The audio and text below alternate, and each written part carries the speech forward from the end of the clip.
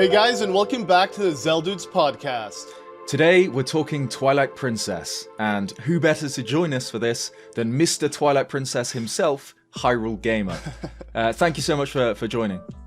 Yep. Yeah, I mean, thank you so much for having me on, guys. It's a real pleasure, and I'm very excited to talk Twilight Princess. Same. Yeah, I bet. Yeah.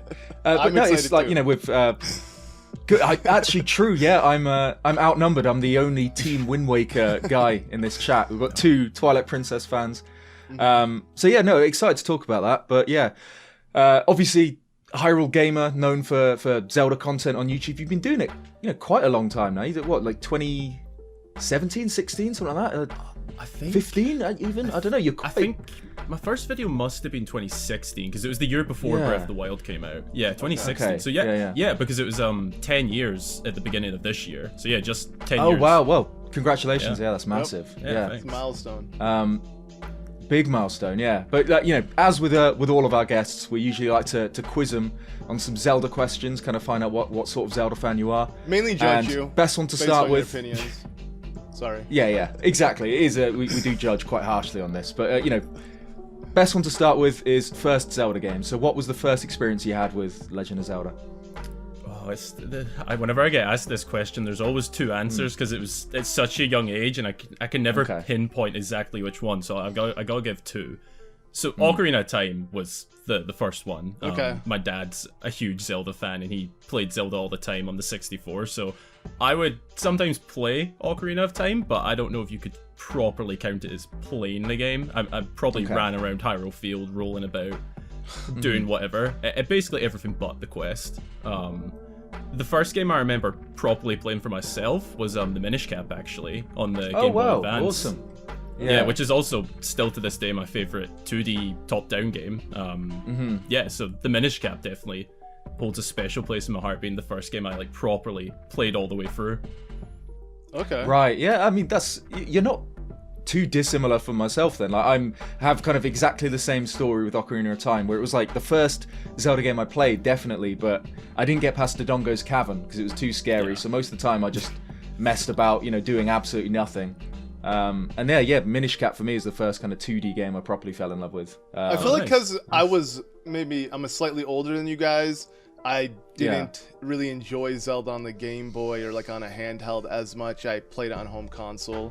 Maybe that's the reason why, because I feel like by the time I played Minish Cap, I've gone through several Zelda games. I was pretty familiar with the series. Really, yeah. So you played like A Link to the Past and stuff before Minish Cap then? Yeah, even technically the main way I played though, A Link to the Past was on the GBA, so never mind. Oh, me too, actually. Yeah. They released it on that. I'm used to, hearing young Link's voice from Ocarina of Time when swiping instead of nothing. Right. He's just mute in the SNES. Yeah. And they added there's a whole other dungeon and stuff in that one, right? There's Four Swords crossover stuff, or something like that.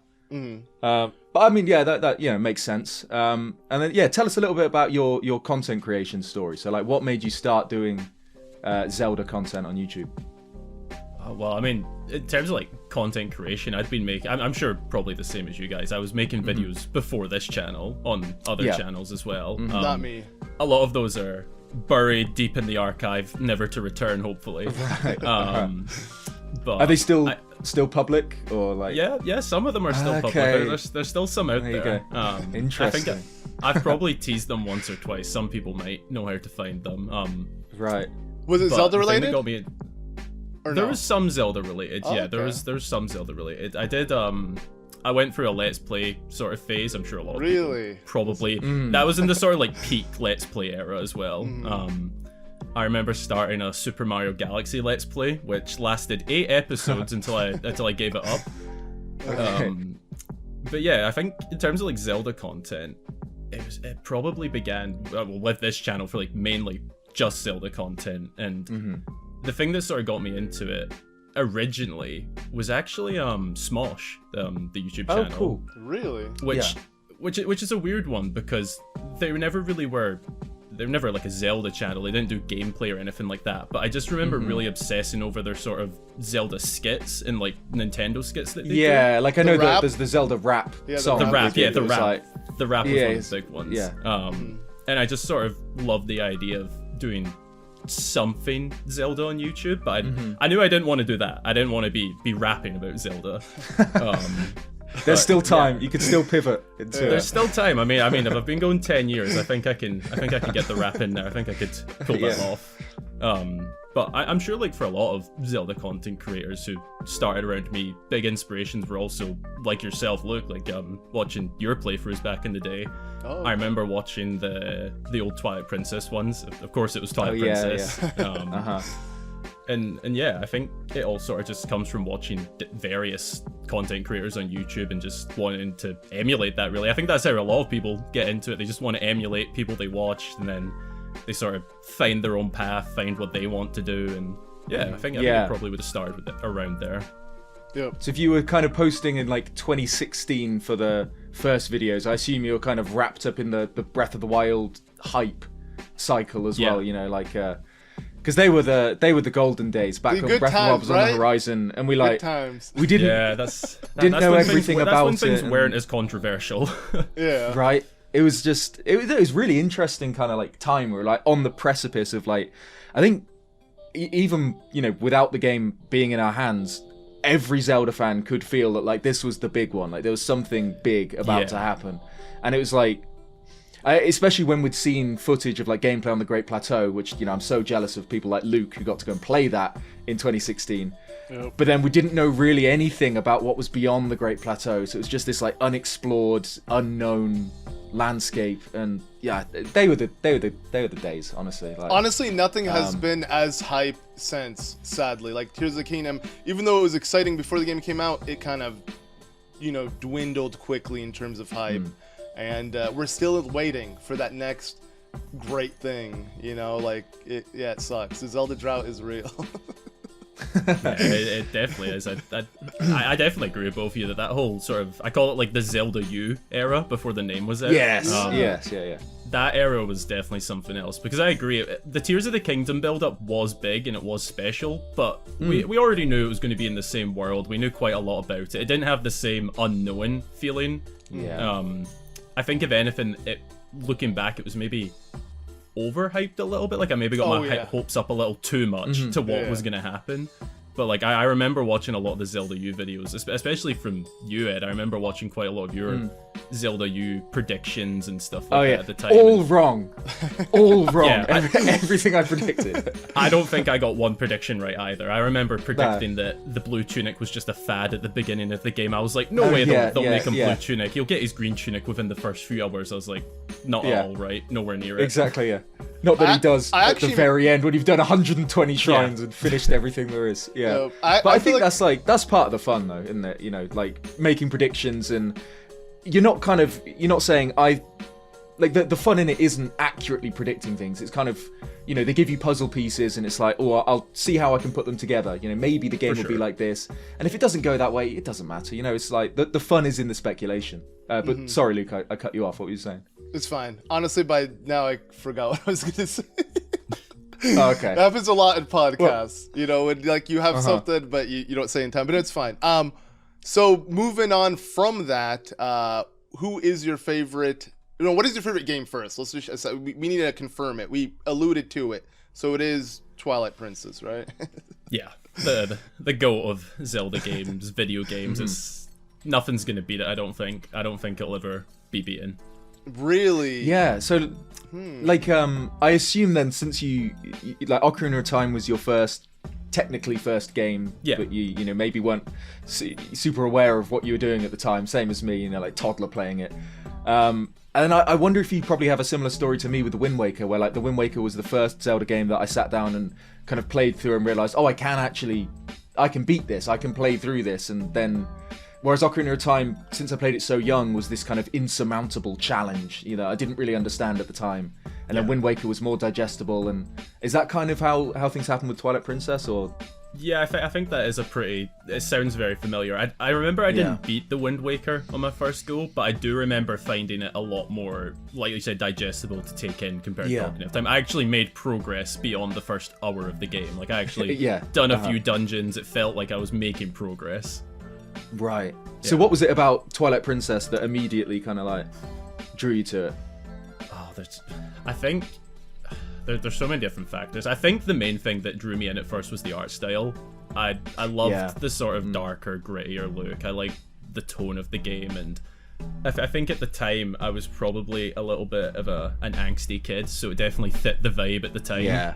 And yeah, it's just it is mainly the art style. That's the main pull for me, and then there's other things like the music, the characters. It definitely like it came out. You know, it was 2006. It came out kind of.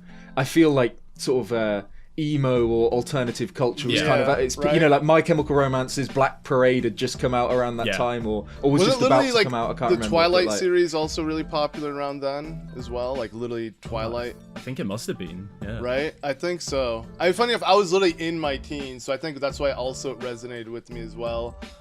Being that dark, gritty game, and you know, just being in, you know, during that phase in life, you're definitely like, you feel like you're against the world, and you feel like, you know, life is, you're trying to figure yourself out. So like Twilight Princess was a great game, and I think that's also why it became my favorite as well. So okay, but you're saying art style. So 'cause I'll be honest, I think out of every Zelda game, Twilight Princess has aged the worst.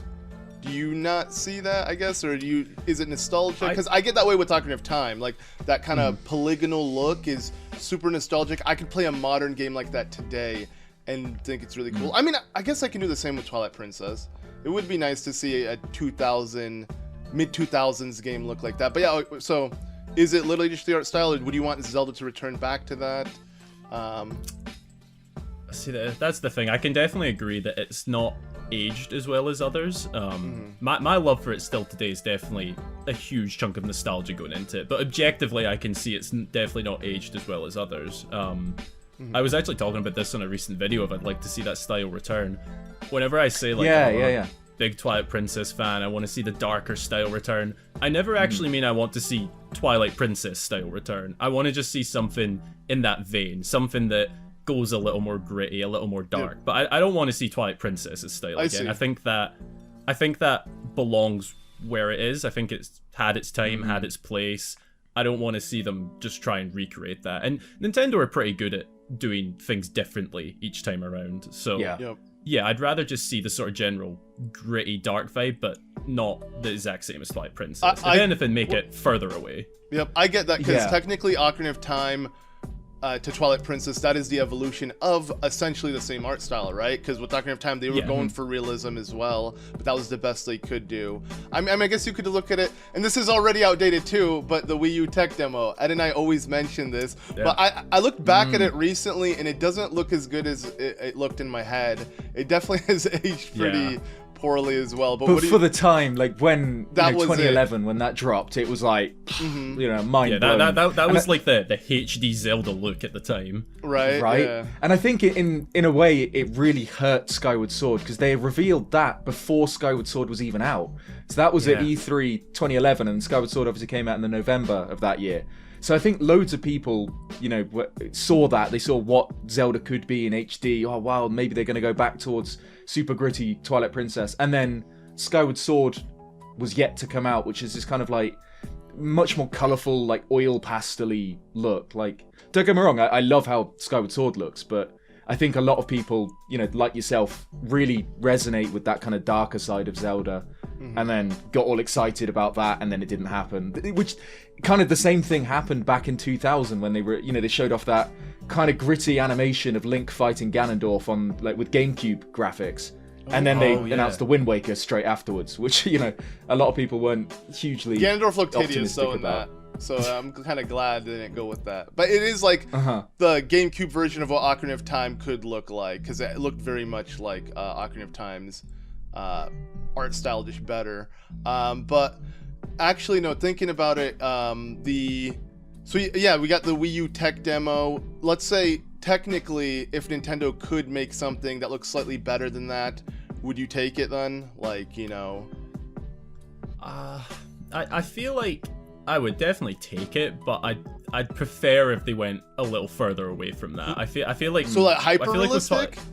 Because I feel like it still needs to look... that. Right? Because, like, if it looks too realistic, I feel like that would kind of ruin Zelda in general. Yeah. Zelda movie. No. Yeah, I feel like too much realism for a series like Zelda might risk losing the sort of fantasy element of it. It might make it a little less immersive in that sense. So I think if they're gonna go anywhere near the realistic route, I think it needs to have some sort of like funky twist with it, whether it's just a completely different tone slapped over the top, some sort of weird, unconventional art style with it. I don't know. I don't think anything more than realism works well for Zelda, and I'd be really scared to see that. Yeah, like Resident Evil level I agree. Yeah. detail. Like imagine that. Right. Well, I'd like to think technically we've seen what Twilight Princess could look modernly, and that is through the eShop gift cards, because that Link, gorgeous, right? That is Twilight Princess. Oh, the one they use for all the promo stuff. Yeah, right? Which is yeah. I feel like if they did Twilight Princess or something in that vein to that art style, that would be it. That would be the perfect way to kind of give us, well, because right? The thing with Twilight Princess is it's obviously, you know, especially for the time when it came out, like end of GameCube, start of Wii, it's like texture-wise and whatever, you can imagine that's kind of what hyper-realism would have looked like on the GameCube. But then all the characters in the world still have really odd cartoonish proportions. Like I'm thinking, what's the name of the doctor in Castletown? You know, that tries to heal. Oh, Egad. Is it Rallister? Egad. He looks like, you know, he's got the big glasses, but like his bone structure is all like bizarre and like wacko, and you know, all the characters look a bit strange like that. Which I think, you know, I agree with you. I wouldn't want Zelda to lose that kind of thing. You know, I think it's always got to have that element of goofiness in some aspects. But I think we're in an interesting spot in that we've got Breath of the Wild, which like its art style and the way, you know, all the models are built and stuff. It's kind of like a really good medium for me in that it's like, it's not super cel-shaded and cartoonish like the Wind Waker, but it's not kind of super gritty like Twilight Princess. It also doesn't have that kind of odd oil stuff from Skyward Sword. It's kind of this really nice blend of previous Zelda styles, which, you know, I think it is why it looks amazing. It's why I think Breath of the Wild and Tears of the Kingdom will age really well. But then I do feel that, you know, there's this general feeling in the Zelda fandom of like, kind of stagnation or feeling a bit stuck with this era. So I feel like everyone agrees that they want to see Zelda move on into a different art style and a different kind of tone for what's next. But because Breath of the Wild is this medium point, it feels like they've got to go one of two ways. They've got to either go back to kind of more Wind Waker-esque, so kind of go more cartoony from where we are, or more towards Twilight Princess, so kind of darker and grittier from where we are now. And I think I agree with you that I'd like to see them go the latter. I'd like to see them kind of go a bit darker with whatever's next. Yep. I mean, it's that way for the whole franchise. Just every single major era has its own art style, like you mentioned. Yeah, they're all different. Yeah. Yep. And speaking of that, not really, this is not a good segue, but before, let's make sure at least to ask you, because we got to get these questions out, you know, for those who are curious. So we know favorite Zelda game, we know your first Zelda game. What about your favorite Link and companion? Oh, as in like the combo specifically, or just favorite Link and favorite companion? Now the question is a combo, but you can answer them separately. Yeah, you can separate. Yeah. Oh, okay. Oh, that's interesting, because if it was separate, I would actually say Twilight Princess Link is my favorite by default. But see, I assume I wouldn't naturally put Midna as my favorite companion. Really? What? Okay. See, I was wrong there then. See, yeah, who have you got above Midna? I don't know if this is like controversial. I'm sure it's not, but I'm a really big Linebeck fan. I absolutely love Linebeck and Phantom Hourglass. It's I don't know if that's maybe like a niche take. I'm not sure, but I don't know. I think there is a lot of love for Linebeck. I think it's kind of more niche just because Phantom Hourglass isn't discussed that much. Yeah. Also, because it mainly some people consider Ciela. Sorry, some people consider Ciela the companion, not Linebeck. But you're right. Yeah. No, but Linebeck, technically, you're not wrong. Like he does tag along. Yeah, he stays near the dock, but he goes with Link everywhere. But he's good. He's kind of similar to Midna in that he's kind of, you know, just doing his own thing and a bit passive-aggressive towards Link at the start, but then has this arc where they kind of, you know, come together and, you know, treat each other more as friends. And yeah, I think, you know, that's a good pick. I don't think we've had a a Linebeck fan before on the podcast, so I would say this is the sort of answer that like you could ask me in like a couple months, and I might say Midna. If I've been replaying Twilight Princess, I might be like, oh yeah, Midna's the GOAT, obviously. It sort of fluctuates a little bit. So have you replayed Phantom Hourglass recently? Is that what you're saying? I actually have replayed it recently. I replayed it a few months ago, and I was like, oh, Linebeck's the GOAT. I forgot about this guy. That sort of thing fluctuates with me a little bit, depending on what I've most recently replayed. Okay. So what about? Are you more combo? of a? Go on. Give us the combo now. What's the best tag team? So if it has to be from the same game, a pairing. See, it is tough because Link and Midna would be my go-to, but I'm also a really, really big fan of Link and Tattle in Majora's Mask. I'm a big fan of them, but I think Link and Midna has to do it for me. I just love the relationship between them that develops throughout the game. I feel like no other Zelda game has a relationship like that between Link and companion, where it develops that much throughout the story, especially from going from being, a sort of using Link, I guess, in the beginning. I think that's fair to say. To then actually feeling emotions shedding towards a tear Link and stuff. Yeah, exactly. Yeah. I don't think any other relationship between Link and his companions being that deep. Yeah, 100%. I agree. Overall, I can't think of what, because I am a bit of a defender of Fi from Skyward Sword, but I feel, even though her farewell does work for me on an emotional level, and I do kind of like her as a character, it feels less organic than, Midna's goodbye at the end of Twilight Princess. It feels like you know her on a much deeper level than you did Fi. Yeah. I mean, because she's not organic. A robot. Yeah, because... exactly, right, yeah. But yeah, I think that's a fair take. I can't think of anyone who, I'd probably put Midna, if not at the top, it should be, up there, top 3. I don't know who I'd put above her, but Navi. Yeah, definitely. Yeah, Navi's the best. Yeah.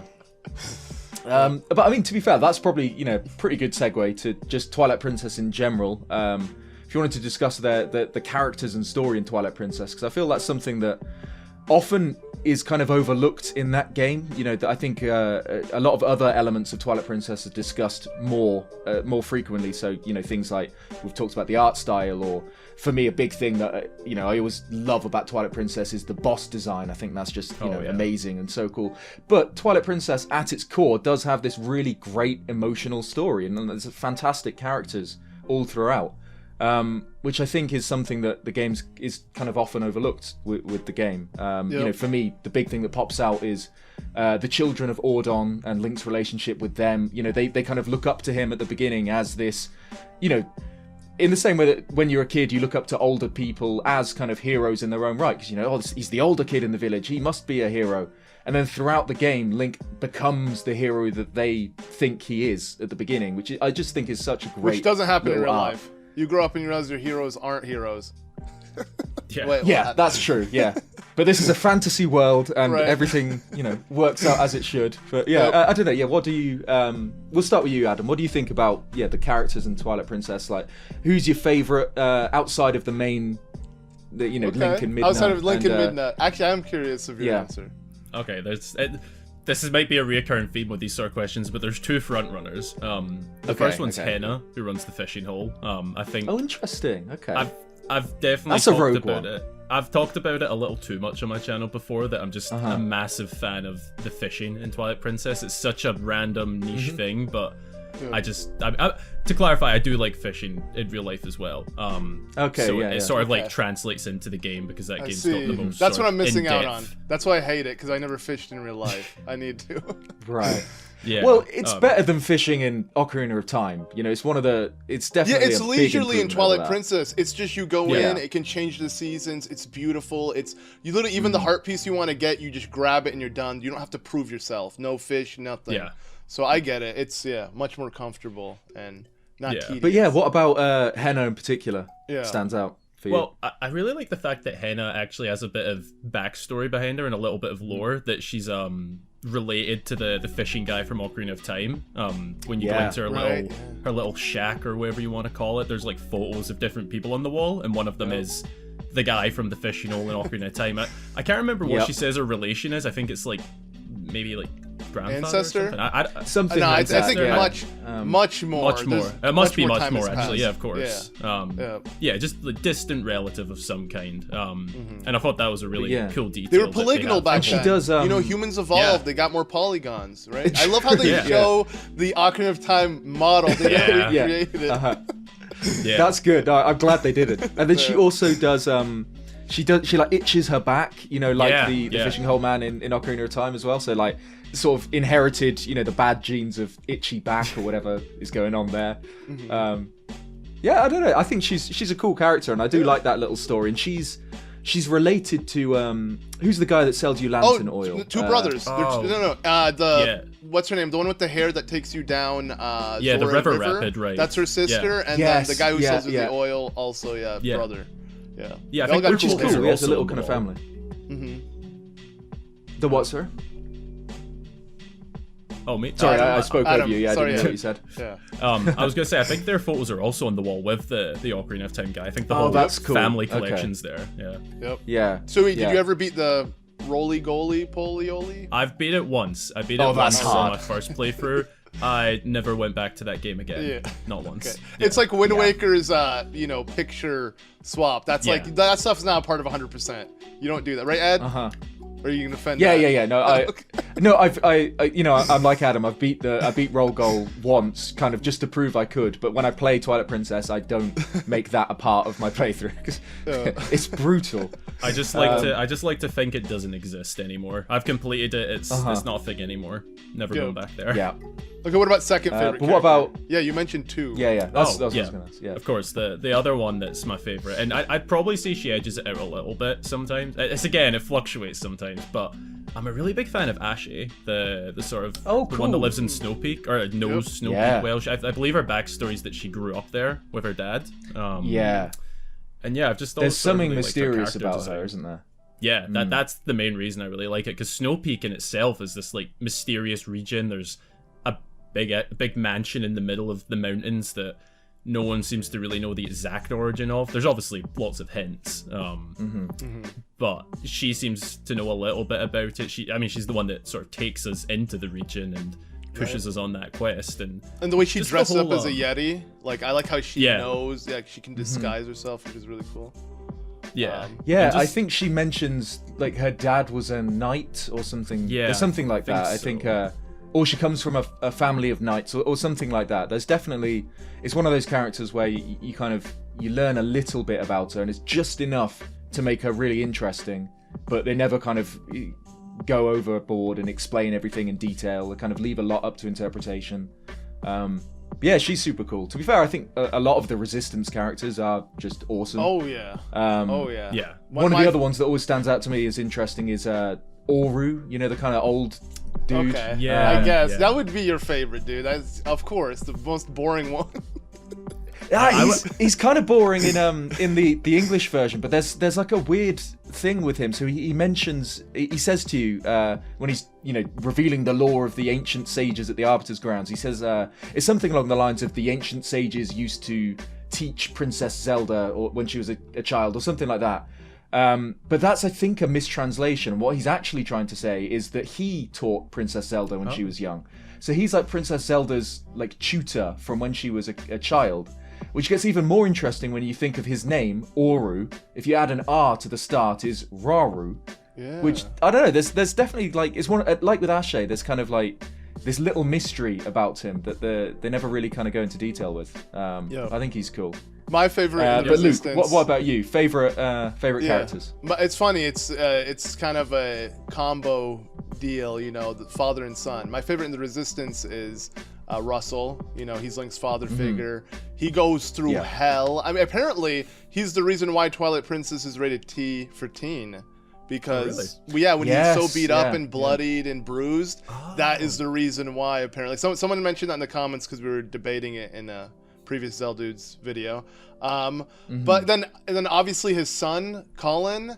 I'm sorry, like he's such a cool character because he literally wants to be Link, and as a kid, That's what I want it to be too. So I really saw myself in him. Like, you know, even the fact that he gets captured by King Bulblin and you have to save him, like, he's definitely the character that stands out the most out of all the little, you know, twerps that you have to deal with. He's the only nice one. He's polite. he cares for Link. He's holding a Epona for you. He's such a good lad, you know, like, I don't know. I really like the character. I was about to come in and say my favorite's Mallow. Yeah. You know, little demon. he's just built different. That's what's good about him. He's like, you know, if you ping a slingshot at any of the kids in Ordon, most of them will kind of duck down and like cover their heads or something. Mallow, I'm not sure if he's doing a Matrix dodge and leaning backwards, or if he's just kind of tanking the hit. But either way, he's got a really weird reaction to that. It's just different from everyone else. And then just having this kind of little, like, entrepreneur guy, he's just so funny to me. I think he's great. Like, that's, you know, like what we're saying with Twilight Princess, obviously it's kind of on the more serious end of Zelda, but it still has these kind of completely wacky characters living in his world. Yep. It's a video game after all. We want it to be like that. You know, I feel like if Zelda went too realistic, took itself too seriously, it would literally take away from the series. We need some, like, just comedic. Tingle, you know, Beetle, all of these characters, these recurring characters, help just bring a little bit of humor to the series, which it desperately needs. You know, it gives it that Nintendo charm. Tingle in Twilight Princess, of course. He's Perlo, the guy who runs the Star game. Oh, true. Yeah. No, he actually. You're right. He's the sexy Tingle. Right? He is the sexy Tingle. Yeah, exactly. Yeah. But like, I think, like with Twilight Princess, one of the best things about it is it's got this kind of cast of really interesting characters, but they've all got really great relationships with Link. Like I already said about the children of Ordon, and you mentioned Colin being captured by King Bulblin. That's kind of one of my favorite set pieces in like all of Zelda. You know, when Link rides into Kakariko on Epona and chases King Bulblin, and it ends with that battle on the Bridge of Eldin, or Great Bridge of Hyrule, whichever one it is. You know, that's peak Zelda for me, kind of making you feel like the hero. And seeing, you know, other characters respond to that. And then even the Resistance, you know, they come back at the end and save Link at Hyrule Castle. Yep. It's just fantastic. You know, I think that's kind of something that I think we've all kind of felt a little bit starved of with recent Wild era Zelda games. You know, Breath of the Wild kind of absolutely by design makes you feel isolated and lonely, and, you know, as part of the charm of that. And then Tears of the Kingdom, it felt tried to come back towards that, you know, with Link's relationship with the sages and gathering those groups of people to go monster hunting around Hyrule. That kind of felt like kind of similar things to the Resistance, but it didn't really hit me on an emotional level like a lot of Twilight Princess's characters did. What made the Resistance so cool is they were just ordinary people. It wasn't sages meant to be fulfilling their destiny. These people just helping, like all gathering in Telma's bar, just, you know, a squad of, you know, literally people who don't have much going on trying to do their best. And that makes them such a cool concept. But speaking of in general, like Twilight Princess, I did want to ask, because I mentioned Colin earlier, remember that whole leak of Twilight Princess's sequel? What do you think of that, Adam? Like, have you heard of that rumor? And, you know, I've heard a little bit about it, yeah. Which rumor was this? So I don't know if it really picked up. I remember as a kid I fell for a fake leak of Twilight Princess 2 where Colin takes the mantle and I've not heard of that. Yeah. Oh, you guys haven't heard of that? I know you just mentioned I haven't heard of the games one, no. You haven't heard of that? Okay, never mind. No. You know, maybe because that was early on. You know what's crazy? When I first started YouTube, we still had the Twilight Princess official website. Hell, I think Twilight Princess was the most recent Man, I'm old, dude. That was the most recent game that had come out when I started YouTube. Like, yeah, you were pre-Skyward Sword, weren't you? Which is crazy. Yeah, that's crazy. But I mean, it's the game that got me into YouTube, so I can relate with you, Adam. That is the sole reason, and why you probably watched my TPLP, because I did it like 3 times. Yeah. It was the game I played through the most. But yeah, that was probably some just DeviantArt fan art that just kind of took off a little bit, and it was just like, a box art of Colin, you know, standing with the sword. It's supposed to be. I don't know. What would you want that though? Just hearing it. I think if it came out at the time, I definitely wouldn't say no. I'd be pretty happy with that. I think if that was to drop now, I'd be a bit like, what's going on Why? here? But Yeah.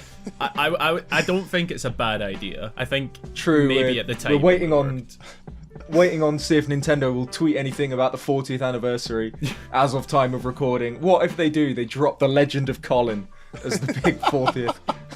It would be such a monumental moment for the series. It'd be huge. Yeah. Yeah. Okay, I got a pretty manly question I want to ask you. You know, get your opinion, Okay. especially with Twilight Princess in particular, because I feel like this one, a lot of people have different opinions. I mean, I'm sure I don't even share the same opinion as you, and that is, who do you ship Link with in Twilight Princess? Oh, this is one that the comments will have a field day with if you say the right or wrong thing. Yeah, because I feel like Link has a couple choices, and I feel like people do choose. Like a lot of people just say Midna. I don't know. I don't agree with that though. What about you? I can tell you the one I definitely don't agree with. I'm not a Link Ilia shipper. Really? That's what I'm that with. one. Okay, I actually. No. See that's the one I don't know why I just don't get the vibe with them. And that I'm going to be honest, that is the genuine reason. It's just a feeling. I don't like feel it. It's tough. I'm gonna go with the basic answer and be a Link Midna shipper. Okay, fair enough. I mean, that's Interesting. better than saying Yeah. Zelda. People say Zelda. I'm like, Yeah, no, they don't I'm- even have nah. any chemistry. Like, you think Ilia's Exactly. bad? They got nothing. They don't even talk to each other. Yeah, but I would take Ilia over Zelda any day because you're right. They barely even talk. That's it. I don't think Zelda in Twilight Princess would have chemistry with anyone because she's kind of the most like aloof version of the character we've seen in the series. You know, she's like even like Ocarina of Time, where she's pretty serious kind of throughout. She's kind of there's a little bit of a quirkiness to her. Yeah, You know. Yeah. Okay, then. Okay, what else? I got nothing. That was it. That was the only question I had in mind. That's the most important question, though. You've done it.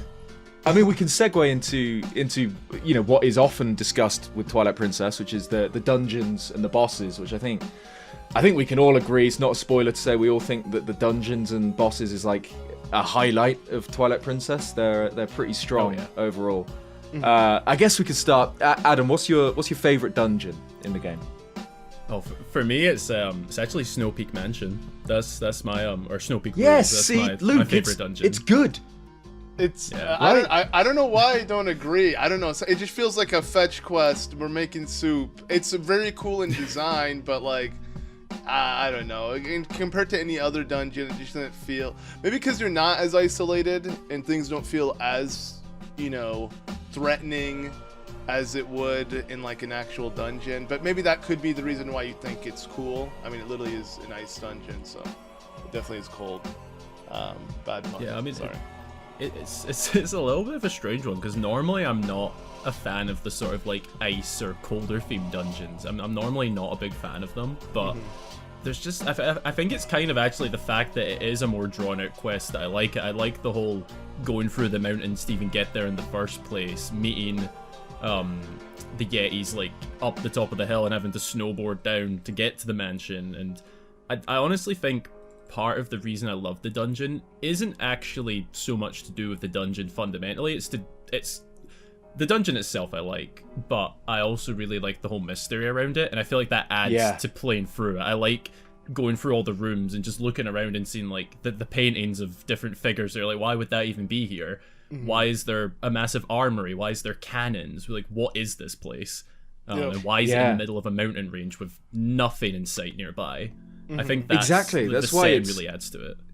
Yeah. That's why it's so kind of such an enticing mystery for me as well. It's kind of exactly the same feeling as with Ocarina of Time's Forest Temple, which is this again. It's this kind of opulent mansion. Why is this in the middle of the forest, kind of overgrown? Like, what's the history here? And then Snow Peak's the exact same thing. It's this ruin of a clearly kind of expensive mansion. Clearly the people who lived there were kind of affluent and powerful, militarily powerful as well, with all these armories. And then it's just this oddity. Why is it there? And you get these kind of little hints of the story behind it. Like you said, the paintings, and you can see a crest that's kind of linked to the royal family in some of the rooms as well. I think, I think it does it better than almost any other dungeon in rather than explicitly running through the story of this place, it just leaves a couple of clues. So as you play through it, the back of your mind is just kind of working on this mystery and trying to understand what it was. And you know what I'm realizing? I think that's a solid pick. Yeah, I think what separates us is you guys. I mean, it literally reflects in your guys' content. You guys really do care about the lore first and foremost, and that helps influence your opinions. I'm just more into the gameplay. So, like, literally, I'm just looking at it face value. Like, the gameplay in itself is, you know, I feel like it's not the best in terms of dungeons because it really does feel like a fetch quest. But I do agree, like, it being an isolated mansion, like you said, with all that armory and everything, it is definitely questionable. And yeah, it definitely adds, I'd say it definitely has the most interesting lore. You could argue, I guess, the City in the Sky, but I don't even like that one that much either. So, yeah, for me, it's definitely about the gameplay, and I think that's why I really enjoy, like, I mean, Arbiter's Grounds is overall pretty good, but I still think the Forest Temple is solid. Actually, thinking about it now, I don't even know what my favorite dungeon is in Twilight Princess. They're all pretty decent, I guess, you know, and I think that's the thing. None of them stand out to me. It's not like other Zelda dungeons. They're all pretty standard. But, like, okay, speaking of which, so we know Twilight Princess has pretty decent dungeons. That's kind of like their bread and butter. I feel like the biggest controversy Twilight Princess gets, and I do want to kind of run it by you, Adam, because, again, you are a TP defender, right? And I used to be... Oh, yeah. I stepped away just a little bit. Like, I still think Twilight Princess is my favorite game, but, like, I do see some flaws. The biggest flaw I see in it, and this is sadly regurgitated a lot, and people might look at me as just like, you know, just taking what's popular, but now I'm just, because I do definitely do feel this. The beginning of the game, specifically with Wolf Link, the Twilight, tears, what they're not called that, the Tears of Light? No. Tears of Light. Are they called Tears of Light in that game as well? Vessel, you get the Vessel of Light, you get the Tears. Yeah. Yeah. Mm-hmm. How do you feel about that? How do you feel about Link turning into a wolf? How do you feel about the gameplay with Wolf Link? I'm sure that must be a reason why you like the game, right? Because it's like half of the game. Yeah, definitely. It is a big part of the game that I enjoy. I would say I enjoyed it a lot more the first time I played it. I enjoyed the sort of surprise factor of being a wolf, and I really enjoyed those, particularly the contained areas where you have to go and clear them out and collect the vessels of light, whatever. I think I enjoyed them a lot more in the first playthrough. I don't dislike them now. I just think sometimes I don't enjoy them as much as I used to. It's sort of like I'll get to Kakariko Village and I'll be like, alright, I gotta get through this part to keep going. Whereas the first time it was like, oh, what the hell is this? It's covered in twilight. I'm a wolf. I need to use my new senses to find things. I dig in under little tunnels to get inside buildings. It was a lot better the first time round being a wolf. I think it's a mechanic that doesn't... I think it relies on the wow factor a little bit, and you don't get the wow factor as much the second, the third, the fourth time around. I like the combat as Wolf Link. I really like the combat, but the actual gameplay, it's okay. It's good, but it's not anything groundbreaking as time goes on. Yep. I'll be honest, like, again, love TP, pretty much favorite game, but when I do revisit Twilight Princess in particular, I feel like it is sort of a drag to just get past the first 3 dungeons so you can just finish up, get the Master Sword, be able to teleport, all of that. And then the game really opens up. But, like, that's at least 1/3, if not half of the game, all set up that. And if that's, supposed to drag people down, I feel like it does hold the game a little bit back. And I'd say that is one of my issues when, like you said, returning back to the game. But I guess you could argue every Zelda game sort of has something like that. Like, some people might not like the beginning to Ocarina of Time, or Wind Waker without the ability to, warp around. I guess every Zelda game has a very slow beginning, and then you play games like Breath of the Wild, and you get off the Great Plateau, that's all gone. That's... I feel like it's maybe just, it's a little more prominent in Twilight Princess, the slowing down. I feel like they all have it, like you said, but I feel like in Twilight Princess it's definitely the most noticeable how much the game feels like a drag in the beginning half. Yeah, I mean, I think especially with like, Twilight Princess compared to Breath of the Wild, the slowness of the start, it never really, I do appreciate that it is kind of slow. There's bits where you're like fishing to give a fish to a cat, and then there's like a baby that's been stolen by a hawk. Or I don't know. You're doing random stuff at the start of the game. Okay. It feels very strange, but like the cradle is stolen, bro, not the baby. Oh no, not the baby. Right. Okay. Right. Yeah. She's still pregnant. The baby's still in her stomach. Right. Okay. It's been a while. But either way, I don't know. I feel that like I don't know. I just kind of get absorbed and wrapped up in the world of Twilight Princess, kind of more so than many other Zelda games. I feel like it's so. Even just doing the random chores around Ordon Village, I'm just kind of enjoying myself. Although I do agree with the criticism of Wolf Link. I do think the game does slow down a lot when you're playing as Wolf Link. And for such a cool transformation, it feels like you do get that kind of feeling of I'd just rather not be a wolf at this point in time. Which, especially, you're like third time going through a Twilight area as Wolf Link, it does kind of drag there. The Lanayru one is just the worst. It's because it's too expansive, way too big. Yeah, that's the one with the boss bug as well, right? The shadow insect thing. Yeah. So if Link... But then I think... Oh, sorry. Go ahead. Finish your thought. 'Cause I was going to jump to something else.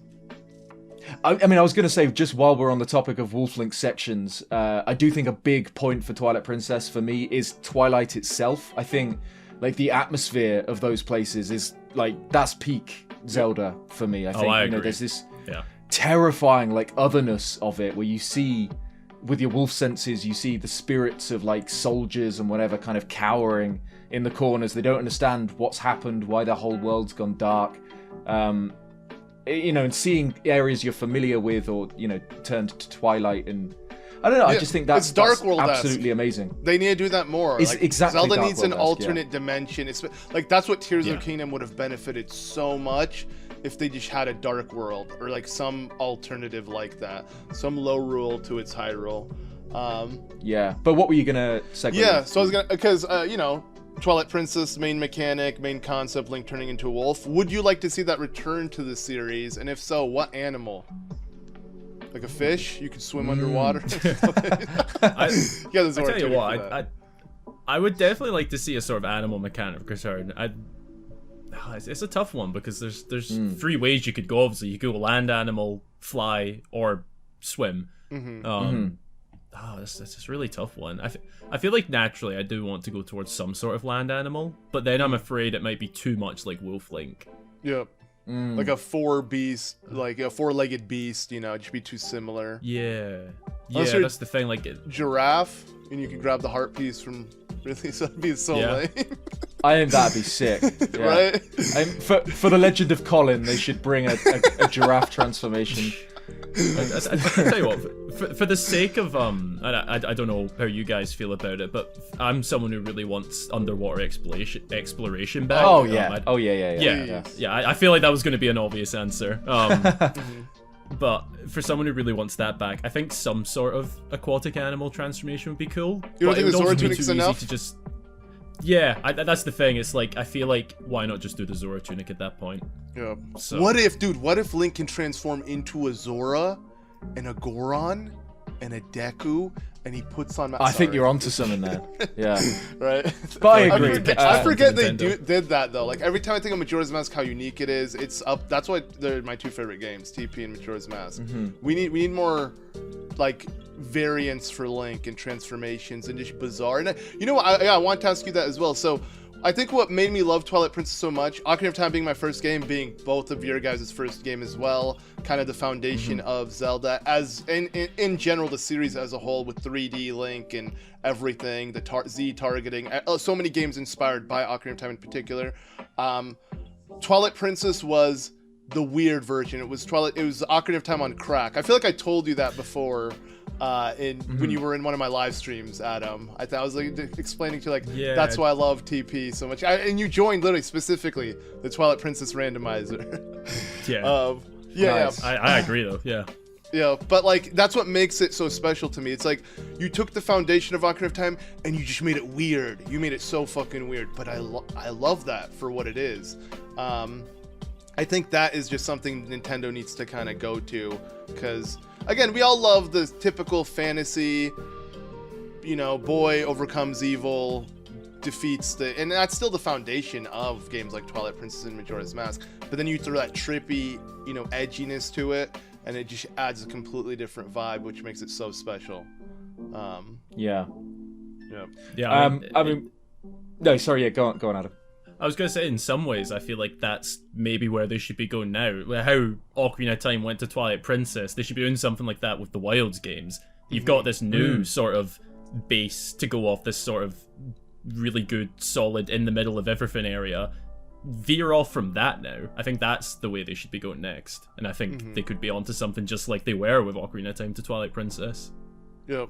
Yeah. No, I mean, I'd love to see that. Like, I think in many ways the kind of really great narrative structure of Twilight Princess and the kind of like proper emotional story with all the set pieces throughout Twilight Princess. I already talked about the King Bulblin stuff, but there's a few moments in it where it's kind of like just a really great like 20 or 30 minutes outside of dungeons and outside of overworld explorations, just like a really great little sequence that you get throughout Twilight Princess that I feel I'd love to see that sort of stuff translated to the Wild games, where I think they've got like overworld exploration and kind of the core gameplay loop and mechanics kind of down. I think they've already said that they're going to continue with the open air stuff in the future, and I think that's the right move. I think give us a big new world to explore and let us go ham in it.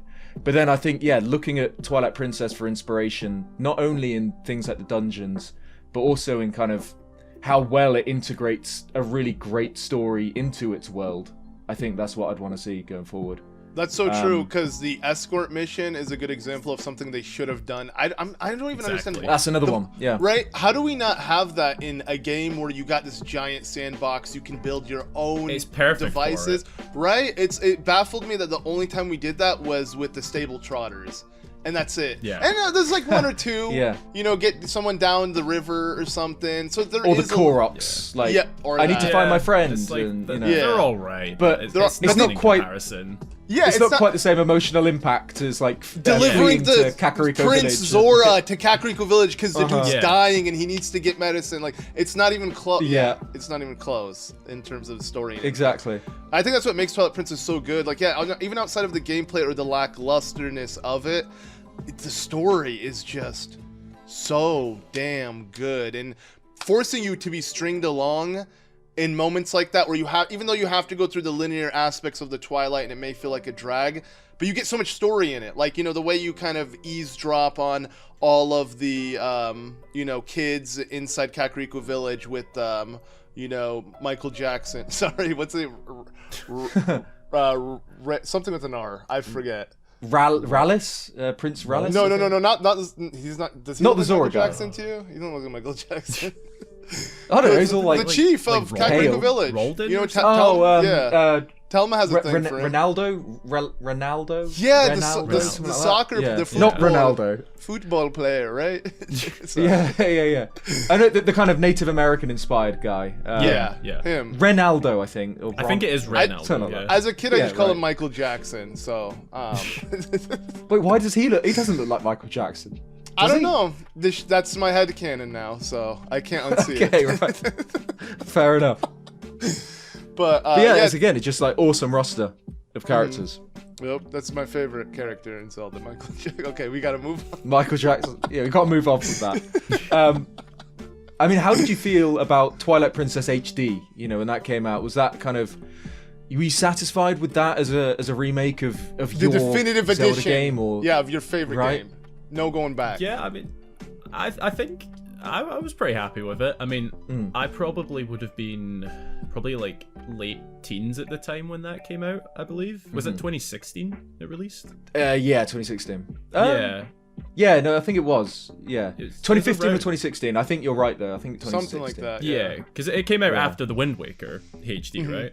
Yep. Yeah. Yes. If anything, people kept comparing it to the 2013? Wind Waker HD and were upset, including myself. I feel like I had this debate with the HMK when it was announced, and it was, where's the bloom lighting? Where's the quality of life changes? But it's just proof that Twilight Princess was just a better overall game when it came out and didn't need so many quality of life changes because they added virtually nothing, right? Like, they added stamps. yeah, it wasn't all that different Yeah. in terms of the actual gameplay. Stamps but yeah, no, and the extra quote unquote dungeon. yeah. Oh, Like the amiibo rehashing challenge thing. Arbiter's Cave of Ordeals. The True. Cave of Ordeals, yeah. And like you can use Ganondorf to make Oh yeah, the to blue do like hearts. an ultra hero Yeah. mode, which is kind of Yeah. cool. That was cool. Um, You die in one hit. It's yeah. actually really fun. I've done a playthrough of it.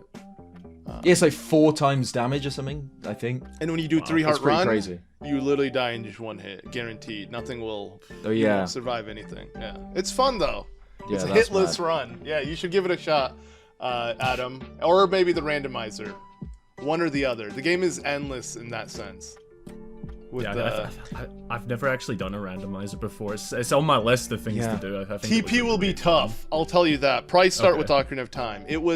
TP Okay. was tough because there's so many grottos that are useless. Think about it. In your 100% playthroughs, there's a lot of grottos you won't visit. Because think of how many 20 rupee grottos there are in the Yeah. GameCube version. Thing is, they kind of remedied that by putting stamps in them. And that's why, like, when I revisited the original GameCube game, I'm like, what are these grottos even for? It was literally like Ocarina of Time level grottos where 50% of them are just 20 rupees or 50 Useless. rupees. Yeah. Yeah. Yeah. But yeah, so wait, you wouldn't you're happy with the HD version? Fully, Yeah, like, I'm pretty no happy with changes? it. You wouldn't want to change it? I don't think I'd change it. There's nothing that jumps to mind right now. So like let's say Nintendo 40th anniversary releasing 4K TP HD. What changes would you want if they were going to do that? Oh, I don't know, man. Thing is, I'm a big believer and I love it how I remember it, even with the flaws that are a part of it. I don't know. To be honest, I don't think I would change anything. I'm pretty happy with how it was. I don't know. Maybe tweak the Cave of Ordeals stuff a little bit. Maybe change it up for a remake if they were to do that. But to be honest, no. I'm actually pretty happy with it. I would be more than happy if it was more or less the same thing. And that, Okay. maybe that's a little bit of a controversial take. I don't know, but yeah, I don't know. I'm pretty satisfied. Yeah, I think it's fair. I think I'd agree with you in that I wouldn't want the core game changed. In that I don't think, like, whether Wind Waker HD, it like really needed the Swift sale. I think that's like a massive update that kind of makes the original game really difficult to play. But then I don't think there's like a comparatively big flaw in Twilight Princess that could be fixed in that way. Like I can't think of anything that like, oh, I wish there was this thing that would mitigate this massive issue. I just don't think it has that kind of flaw.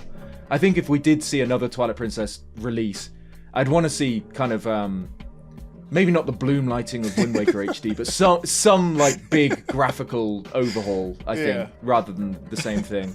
Yeah. Maybe That was the most controversy, I feel like. That was like, where's the bloom light?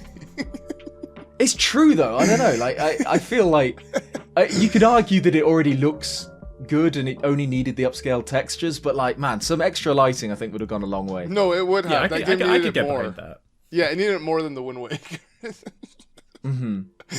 Yeah, but at least we got this. Ed, you want to play your favorite game on the Switch too? You got to play the one with no quality of life changes. If Nintendo were to release Twilight Princess on the Switch too for GameCube Online, it's pretty good.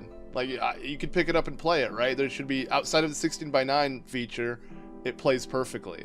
So I'm just saying your game sucks, dude. That's all I'm saying. Throwing some shade. That's fair. Yeah.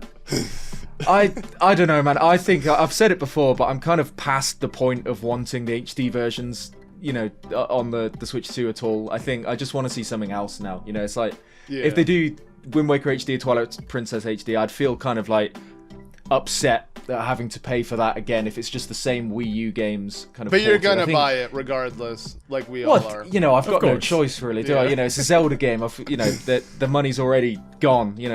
Yeah, it's just day one buy anyway. But like, it just feels that if we got that on the Switch, I think they could have gotten away with it's just it's another Wii U port for the Switch, like half of the Switch's library. It would have made sense, but now I think Switch 2, they've got to do something else if they give us Twilight Princess. Some sort of graphical overhaul or I don't know. So just something different, I think, rather than just TPHD. Yep. I agree. But yeah, I don't know. I think hopefully we see it, because it is kind of stuck at the moment on GameCube or Wii or the Wii U. It kind of, I think you're right. Yeah, technically we have Wind Waker on Switch 2 with the NSO, but Twilight Princess is still kind of a little bit inaccessible to some Zelda fans, because Luke and I always talk about how mind-blowing it is that Breath of the Wild and Tears of the Kingdom sold I think 20 million-ish for Tears of the Kingdom, 40 million-ish for Breath of the Wild. There are so many Zelda fans who love the series now and have kind of learning about it that won't have the ability to play Twilight Princess if they don't own a Wii or a GameCube or a Wii U. Exactly. So it's like kind of, this big, super important, super fantastic Zelda game that's just kind of stuck at the moment. So even though I say I wouldn't like the HD versions, just because of, making it accessible to more Zelda fans would be a win. Yep. Yeah. To be honest, I think Nintendo know how big a pop they're going to get when they inevitably do it. I think they're just waiting on some sort of big, significant moment to do it, because they wouldn't have waited this long if they weren't saving it for something. I think they're just waiting to cash in on their moment. Mm-hmm. Do you think? I think so. It's going to be huge. You think we would get that before the GameCube release, or do you think they're just going to, shadow drop the GameCube release one random day?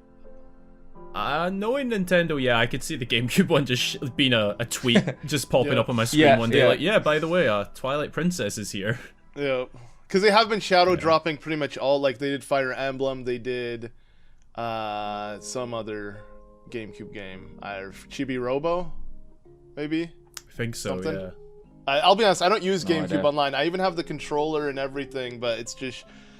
I don't know. Knowing a lot of these games were given a second life in higher quality, it's just like, dude, especially the Wind Waker. I'm sorry. Like, I'm not even trying to throw shade to it. The game isn't nearly playable compared to the HD version. Again, not because of the graphics. It's literally because of that Swift Sell feature. It's so massive. Yeah. It's a game changer, really. Yep. Yeah. It's just like TPHD. You can click the Wii U button and Midna can transform you into Wolf Link, right? That's such best quality of life, baby.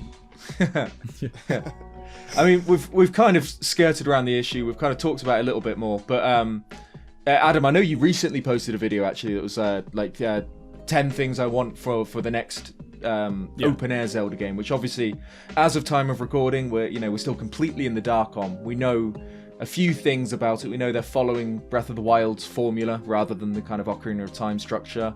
But other than that, we're kind of completely unknown, which is an interesting and kind of exciting place to be.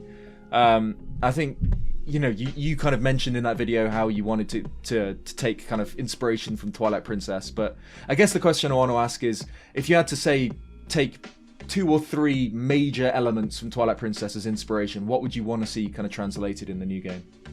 Okay, things from Twilight Princess that I'd definitely like to see sort of work their way into the next Zelda game.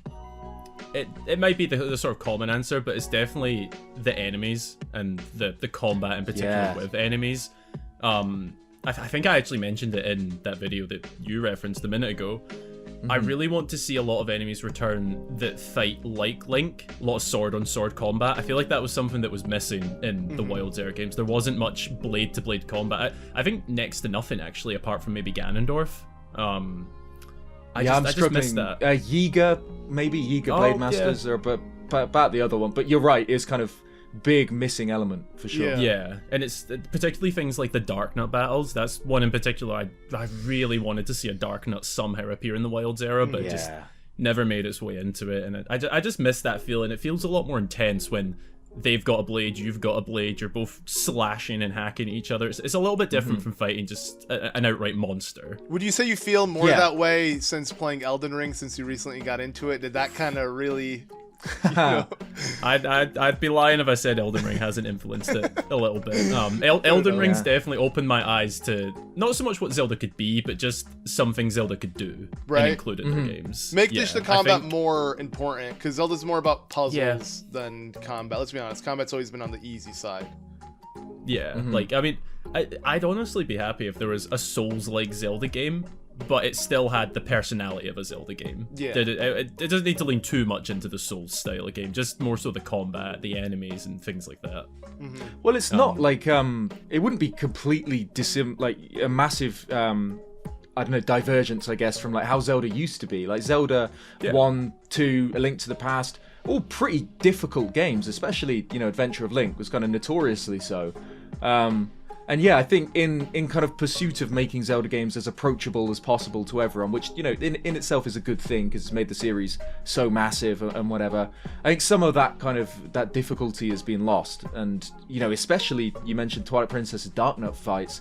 They're pretty tough, you know, until you kind of figure them out. You know, they're not easy at the start. I'm thinking, you know, the first one in the Temple of Time is one of my favorite Zelda moments. You know, you walk in, he's just facing away from you, and he just turns around and the music kicks in. It's amazing. It's like a cinematic fight, that one. That one's incredible. Yeah, and it's one of those things where it's like, I think one of the biggest, you know, weaknesses, I guess, of the Wild Era games is the enemy variety. There's kind of like, I don't know, the same group of 10 enemies spread across the world with different variations, like elemental styles. And don't get me wrong, they're really well designed. You know, like I've talked before about how well the bokoblins in particular are these like such interesting little creatures in the Wild games. But Twilight Princess it throws so many different enemies at you, and you know, I think I'd love to see that. I think that's a good pick. Anything else that stands out to you from Twilight Princess you'd love to see return? Yeah, definitely. The other big thing, and I think this is a thing a lot of Zelda fans can agree on, not specifically from Twilight Princess, but for me it is, that's the music, the soundtrack. I think there needs to be a return to some degree of more classic, in-your-face Zelda music. I get it with Breath of the Wild, it was post-apocalyptic, things were meant to be sort of, you know, calm and collected. Like there was a quiet in that world, that made sense. But I feel like with the next game, whether it's post-apocalyptic or not, I just want to see some classic Zelda tracks return, honestly. And Twilight Princess is my favorite soundtrack with the sort of... I can't remember, was it a symphony soundtrack or... No, Skyward Sword. Skyward Sword, the first one. Skyward Sword, but it sounds... I mean, it has the vibe of it sounds so it has lively. that sort of sound of one, just like something along those sort of lines. It makes you feel like you actually are a hero on a quest. It fills you with that feeling. What's your favorite track? What the characters are feeling. Yeah. Mm-hmm. What's your favorite track? Oh, favorite track. I want to see if it's. That's a difficult question. That is a really difficult question. For me, that's probably one of the hardest. For me, it's the easy answer. But I don't want to say it until you say yours. See, I mean, Hyrule Field is up there, but I'm not gonna say Hyrule Field. I think I would have to go with, you know, when you're scaling up Hyrule Castle towards Ganondorf, the track that plays Ganon's themes. Yeah, Ganon's you hear the theme. organ? Yeah. Right? I think that version from Twilight Princess is probably my favorite. Ooh, not necessarily when you enter the enough, castle, not the A Link to the Past Hyrule Castle, because that the first time I heard that was crazy. See, that they're both up there. They're both fantastic. Like my it's top like picking 10. your favorite children, like out of your children. You know, it's like, how'd you do it? Yeah, and like I'd also throw the Twilight Realm in there as well. That's an unbelievable one that I love. Yeah, I just.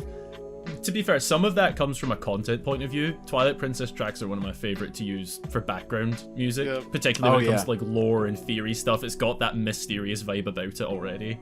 Yeah, like my favorite one is probably my most used background track, which is Faron Woods from Twilight Princess. It's so great because it's kind of peaceful, but also this kind of like lingering mystery throughout it. Kind of like it's just fantastic. That's true. Mine is Midna's But Lament. go on, Luke. You're right.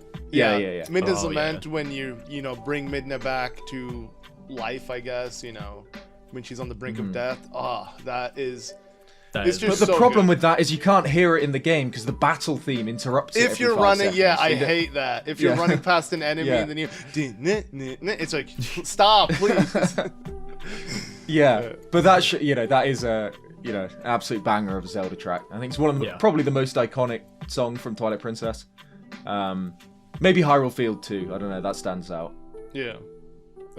But Luke, what about you? What would you want from Twilight Princess in the next Wild game? I guess the main thing I'd want, kind of like what Adam mentioned, being like your favorite aspect of TP would be the art style, like that dark and gritty nature. Following up again what Ocarina of Time tried to give us and what Twilight Princess tried to follow up. I want the next evolution of that. And yeah, it's not supposed to be hyper realistic. It's just supposed to be gritty and dark enough and still have that again, Nintendo charm that, you know, Nintendo does, because Nintendo never goes for hyper realism anyway. So it's just, it's realistic enough, you know, to feel like, again, think about the first time you see that Re-Dead jump scare in Arbiter's Grounds. That is scary. That is legit. Even till this day, it kind of, you know, it's not pleasant to look at. And like they give us something like that, what, 20 years later? I mean, it's about time. Nintendo couldn't do it 20 years ago, they can do it now, right? Like, clearly. So we need something like that desperately. Oh, also in Link turning into a giraffe. That would be cool to see, you know. That's important. I think the that's obvious crucial, one. Yeah, actually. We have to have that, yeah. Yeah. It's been too long. Yeah. What about you, Ed, though? You asked us. I already kind of mentioned the set pieces and the characters, because I think that would probably be the big thing that I'd want would be that, the kind of True. The emotional connection you've got with the characters in that world and kind of feeling like a hero, saving them. But since I've already discussed those, I'll pick, you know, what is probably the other easy answer, and that's the dungeons. I think Twilight Princess's dungeons are not only just really solid from like a gameplay perspective, I think they're probably my favorite in the series overall. When it comes to their atmosphere and like just little hints of lore throughout. So, you know, the big ones that stand out from that perspective, we've already discussed Snow Peak, but the Arbiter's Grounds, this kind of execution sites where not only Ganondorf but all these other criminals were incarcerated and, you know, put to death. It's so, like, you know, it's probably the darkest Zelda has ever really gone, outside of maybe the Shadow Temple in Ocarina of Time. And then, you know, the city in the sky. I know, Luke, you hate the dungeon itself, but from a story perspective, it's so cool how you kind of meet Okar in an early dungeon. And then throughout the whole game, there's this mystery of these sky people that's building and building until you literally fire yourself there in a giant cannon and go and explore, like, the abandoned ruins of this ancient people. You know, the dungeon design and atmosphere in Twilight Princess is so fantastic, and one of my big criticisms with the dungeons in obviously Breath of the Wild but also Tears of the Kingdom is the kind of the similarity in themes, I guess I'd put it in, you know, Breath of the Wild had the same Divine Beast interiors throughout every Divine Beast, and in Tears of the Kingdom, although they gave us elemental themes, they're still all just Zonai ruins. You know, it's still all the same Zonai enemies there, the same Zonai architecture. They're just themed around different elements. Whereas Twilight Princess, they vary so much. You know, Snow Peak ruins on one hand and the Arbiter's Grounds on the other. They're so different, you know, in their design and feel. I'd love to see that return, kind of like individual dungeon themes. I don't think any Zelda game does it like Twilight Princess does. I think it just, I agree. It's absolutely amazing. Yeah, we both definitely agree there. But okay, yeah, I feel like we just, you know, we're wrapping up. We've been talking about Twilight Princess for the entire podcast. I feel like just for your viewers who, they already know Twilight Princess is your go-to, what is your second favorite? Just to put it out there, you know. Yeah. See, I don't know about you guys, but my top 5, top 10 can change from time to time, but Yeah. honestly, Look, I would say Twilight Princess didn't exist. It's dead. It never happened. What would be your favorite Zelda game? What would be your new identity to the Zelda series? I'm glad you said that, because I was going to say Minish Cap, but if you're saying Twilight Princess doesn't exist, I don't know if Minish Cap makes number 1, actually. That makes me think about it a little more.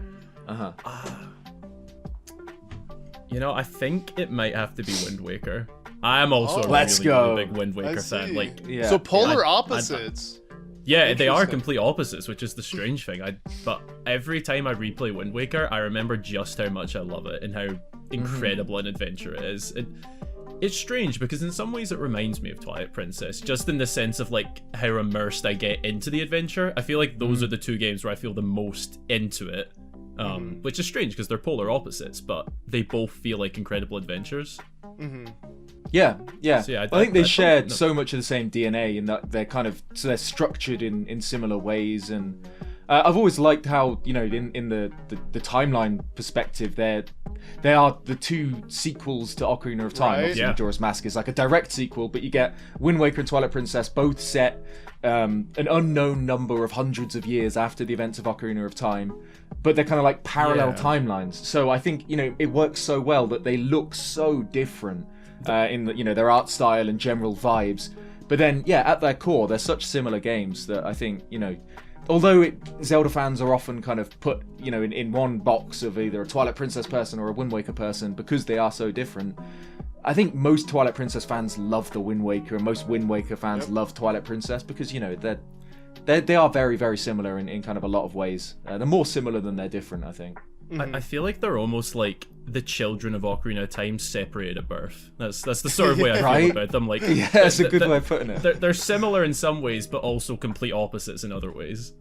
Yeah. Tim, who would have thought Wind Waker being raised without their dad would be such a bright game? Like the dad made the kid dark. Twilight Princess. It was a bad influence. Yeah. But I guess if we're pretty much done chatting Twilight Princess, I mean, we obviously we introduced you at the start, and we've kind of you've gone through your particular Zelda takes.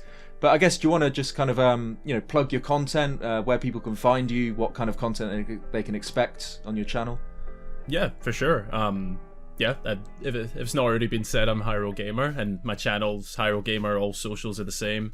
I make all sorts of Zelda content, primarily lore videos, location lore, character lore, that sort of thing. The occasional discussion, mystery video, just anything Zelda. That's the sort of tagline I go by, just anything Zelda. And yeah, I'd really appreciate anyone who wants to go check out some videos. I've got loads of series, compilations. There's loads of great places to start. Yep.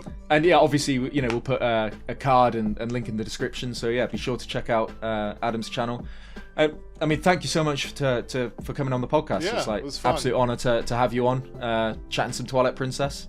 Yeah, I mean, of course, thank you to you guys for having me on it. I was very much looking forward to this when you sent me the message, and I just saw the word Twilight Princess, and I was like, "You're like, I'm in." It was already going to be great, but when you put Twilight Princess in there, I was like, "Yeah, I'm so excited for this one." Let's do it. Yeah. I don't know. Was there anything else you wanted to say, either of you two, or? You're the guest. No. Anything? No, I mean, other than just a big thanks again to you guys for having me on, and everyone listening, watching. You. Yeah. Yep, for sure. Yeah. Well, I guess thank you all so much then for listening or watching. Thank you guys for watching. You with this. Yep. And we'll see you in the next one. Cheers, guys. Peace.